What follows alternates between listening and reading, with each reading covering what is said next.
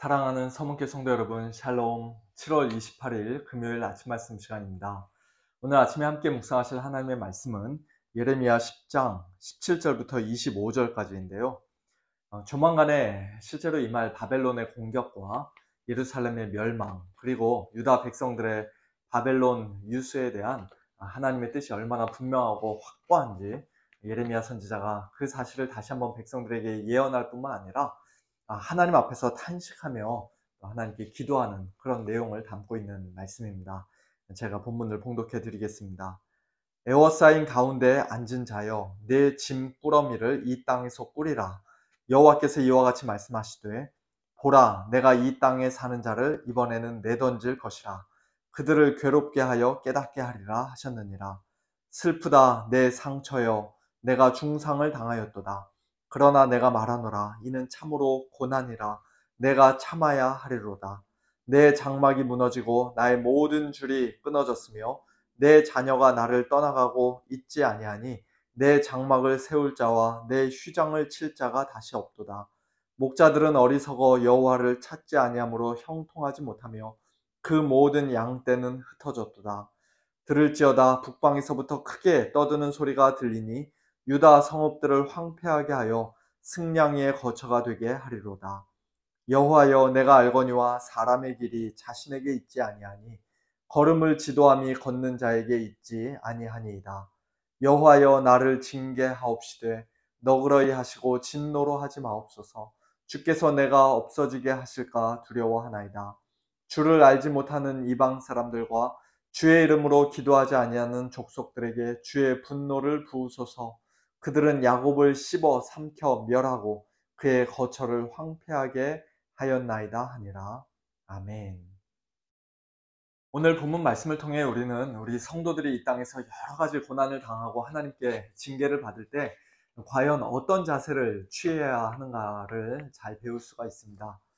물론 오늘날 우리가 경험하는 고난과 징계는 옛날 유다 백성들처럼 항상 우리 자신의 어떤 죄나 우상 숭배와 직접적인 관련이 있는 것은 아니죠. 때로는 욥이 받았던 고난과 같이 우리가 그 이유를 도무지 알 수 없는 그런 고난이 하나님의 신비한 섭리 가운데서 우리에게 주어지기도 합니다. 어떤 경우이든 우리 성도들은 고난당한 것이 내게 유익이라는 시편 기자의 고백처럼 고난을 통해 많은 영적 유익을 얻을 수가 있기에 극심한 고난 중에도 결국 모든 것을 합력하여 선을 이루시는 우리 하나님의 능력과 선하심을 분명히 신뢰할 수가 있습니다. 저와 여러분이 이 땅에서 크고 작은 고난을 당할 때 우리는 과연 어떻게 반응해야 하는지 오늘 본문 말씀을 통해 크게 세 가지만 함께 생각해 보기를 원하는데요. 먼저 첫 번째는 고난을 통해 우리는 그 고난을 주신 하나님의 뜻을 깨달아야 합니다. 18절, 보라, 내가 이 땅에 사는 자를 이번에는 내던질 것이라. 그들을 괴롭게 하여 깨닫게 하리라고 하나님께서 말씀하십니다.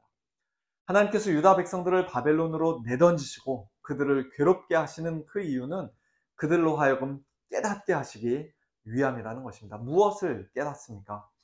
오늘 본문의 유다 백성들 같은 경우에는 무엇보다도 자신들의 큰 죄악을 마땅히 깨달아야 했을 것입니다. 죄에 대해서 반드시 심판하시는 하나님의 공의로운 성품을 그들은 깨달아야 했을 것입니다. 그들이 자신들의 죄를 겸손히 자복하고 철저히 회개하며 하나님께 전심으로 돌아온다면 하나님께서는 그들을 얼마든지 용서해 주실 수 있는 그런 자비로우신 하나님이시라는 사실도 그들은 깨달아야 했을 것입니다.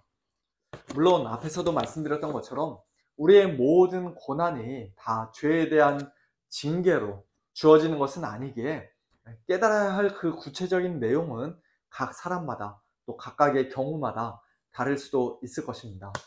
요셉이나 욥 같은 경우에는 그들의 죄를 깨닫게 하시려고 하나님께서 그들에게 고난을 주셨던 것은 아니었습니다.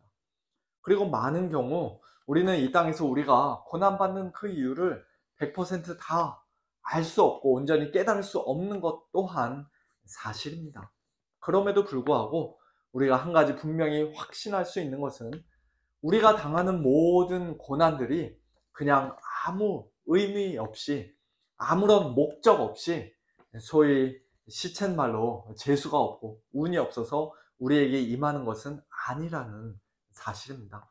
궁극적으로는 하나님의 영광을 위해, 그리고 우리의 영적 유익을 위해 하나님께서 우리에게 그 모든 고난과 어려움을 허락하시는 것이라는 사실을 우리는 분명히 믿고 그 속에서 최대한 하나님의 뜻을 깨닫고 발견하기 위해 노력해야 합니다. 두 번째로 우리는 고난과 징계를 끝까지 참아야 합니다. 오늘 본문 19절에서 예레미야 선지자는 백성들이 당하는 고난을 자신의 고난으로 여기며 이렇게 탄식합니다. 슬프다 내 상처여, 내가 중상을 당하였도다. 그러나 내가 말하노라, 이는 참으로 고난이라, 내가 참아야 하리로다. 하나님, 우리가 아무리 잘못했어도 이렇게까지 큰 고난을 주시는 것은 너무하시는 것 아닙니까? 억울하게 생각하지 말고 하나님께 불평불만하거나 원망하지 말고 그 고난이 다 지나가기까지 우리는 참아야 합니다. 베드로전서 2장에서 사도 베드로는 우리 성도들이, 특별히 크리스찬 사환들, 종들이 부당하게 고난을 받아도 하나님을 생각함으로 슬픔을 참으면 이는 아름답다라고 말씀합니다. 죄가 있어 매를 맞고 참으면 무슨 칭찬이 있으리요. 그러나 선을 행함으로 고난을 받고 참으면 이는 하나님 앞에 아름다우니라고도 말씀합니다. 물론 지금 유다 백성들 같은 경우에는 명백한 죄가 있어서 하나님께 매를 맞는 것이었기에 참는다고 해서 하나님께 무슨 특별한 칭찬을 받지는 못하겠습니다만, 그러나 그런 매조차도 어쨌든 참아야 하는 것입니다. 마음을 더욱 완악하게 굳히지 말고 하나님께 반항하거나 욕하지 말고 내 영혼이 주께로 피하되 주의 날개 그늘 아래에서 이 재앙들이 지나가기까지 피하리이다 라고 말했던 다윗처럼 하나님 앞에서 겸손히 납작 엎드려야 합니다. 하나님의 은혜를 구하며 끝까지 참고 견뎌야 합니다. 고난을 당할 때 우리가 마땅히 취해야 할 자세, 마지막 세 번째는 역시 하나님께 기도하는 것입니다.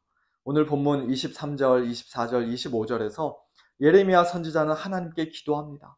여호와여, 내가 알거니와 사람의 길이 자신에게 있지 아니하니 걸음을 지도함이 걷는 자에게 있지 아니하니이다.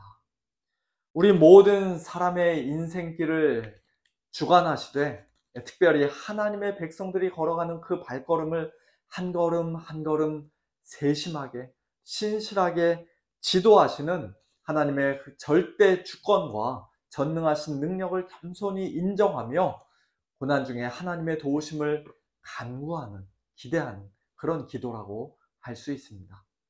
24절 여호와여, 나를 징계하옵시되 너그러이 하시고 진노로 하지 마옵소서. 주께서 내가 없어지게 하실까 두려워하나이다 라고 예레미야는 기도합니다. 마치 예수님처럼 예레미야는 범죄한 유다 백성들과 자기 자신을 다시 한번 동일시하며 기도하고 있습니다. 진노 중에라도 긍휼을 베풀어 달라고, 우리를 불쌍히 여겨 달라고 하나님의 자비하심과 너그러움에 호소하며 예레미야는 백성들을 위해 중보 기도합니다. 오늘도 하나님은 예수 그리스도 안에 있는 우리 성도들을 언제나 너그럽게 대하시며 자비를 베풀어 주시는 분이기에 우리는 어떠한 고난 중에서도 하나님의 긍휼을 구하며 때를 따라 돕는 은혜를 얻기 위해 은혜의 보좌 앞에 담대히 나아갈 수 있는 줄로 믿습니다. 마지막 25절 주를 알지 못하는 이방 사람들과 주의 이름으로 기도하지 아니하는 족속들에게 주의 분노를 부으소서. 그들은 야곱을 씹어 삼켜 멸하고 그의 거처를 황폐하게 하였나이다 라고 예레미야는 기도합니다. 이것은 요한계시록 6장의 다섯째인 환상, 즉 하나님의 말씀과 그들이 가진 증거로 말미암아 죽임을 당한 영혼들이 제단 아래에서 하나님께 큰 소리로 부르짖는 모습을 연상케 하는 기도입니다. 거룩하고 참되신 대주제여, 땅에 거하는 자들을 심판하여 우리 피를 갚아주지 아니하시기를 어느 때까지 하시려 하나이까. 이것은 개인적이고 사사로운 복수를 요구하는 그런 유치한 기도가 아니라 대적들을 심판하시는 하나님의 공의가 이 땅에 온전히 이루어지기를 간구하는 기도입니다. 진노 중에라도 긍휼을 베푸시는 하나님의 그 용서와 자비하심은 예수님 바깥에 있는 자들에게는 약속되어 있지 않습니다. 지금은 하나님께서 오래 참으시며 그들을 당장 벌하지 않으실지라도 예수님께서 재림하시는 날, 마지막 심판의 날, 하나님의 무서운 진노와 영원한 멸망의 형벌이 하나님을 모르는 자들과 우리 주 예수의 복음에 복종하지 않는 자들에게 하나도 남김없이 다 쏟아 부어지게 될 것입니다. 그때 그들이 받게 될 그 무시무시한 고난과 영원한 형벌에 비하면 오늘 우리가 이 땅에서 잠깐 당하는 고난과 징계는 사실 아무것도 아닌 것이에요. 더군다나 이 땅에서 하나님께서는 그 사랑하시는 자를 징계하시고 그가 받아들이시는 아들마다 채찍질하십니다. 참된 성도들은, 하나님의 친아들은 이 땅에서 고난을 당하고 징계를 받는 것이 너무나도 당연한 일입니다. 하나님께서 우리를 징계하시는 이유는 우리를 죽이고 멸망시키기 위해서가 아니라 우리의 유익을 위해, 하나님의 거룩하심에 참여하게 하시기 위해, 의와 평강의 열매를 맺게 하시기 위해서입니다. 그러므로 이 땅에서 참 너무나도 고통스럽고 또 원치 않는 고난과 징계를 받을 때마다 우리 성도들은 첫째, 그 속에 들어있는 하나님의 뜻을 깨닫고, 둘째, 믿음으로 인내로 끝까지 참고 견디며, 셋째, 하나님의 절대 주권을 인정하는 가운데 또 예수 그리스도 안에서 우리를 향한 하나님의 자비하심을 확신하는 가운데 하나님 앞에 더욱더 기도하는 그러한 자들이 되어야 할 줄로 믿습니다. 그와 같은 귀한 은혜가 저와 여러분 우리 모두에게 풍성히 넘치기를 예수님의 이름으로 축원합니다. 함께 기도하겠습니다.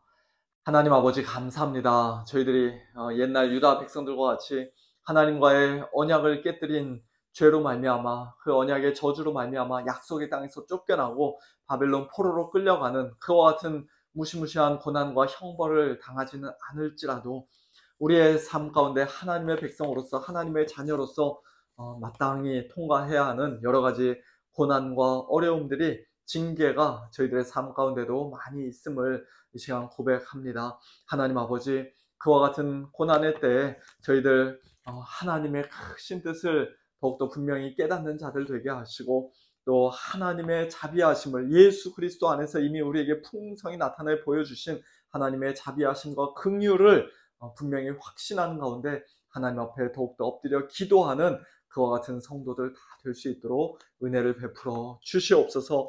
참 우리의 죄악대로 하나님께서 저희들을 다스리시고 벌 주셨으면 저희들 이 자리에 남아있을 사람이 아무도 없음을 주님께서 아십니다. 하나님, 그러나 우리에게 쏟아져야 할 그 하나님의 무서운 심판과 저주가 우리 주 예수 그리스도의 십자가 위에 이미 다 쏟아 부어졌기에 저희들이 오늘도 담대함으로 하나님의 은혜의 보좌 앞에 나아가며 이 고난과 또 하나님의 징계조차도 우리의 영적인 유익을 위하여, 우리의 거룩함을 위하여, 의와 평강의 열매를 맺게 하시기 위하여 하나님께서 우리에게 주시는 귀한 선물임을 저희들 믿음으로 고백하게 하시오니, 아버지 하나님, 이 고난을 저희들 끝까지 참고 견디며 하나님의 그 일하시는 손길을 저희들 신뢰하며 하나님께 영광 올려드리는 저희 모두가 될 수 있도록 은혜를 베풀어 주시옵소서. 오늘도 하나님의 그 크신 섭리 가운데 고난당하는 우리 서문교회 또 여러 성도님들 계십니다. 육신의 연약함으로, 경제적인 어려움으로, 또 여러 가지 어려운 일들로, 가정적인 문제로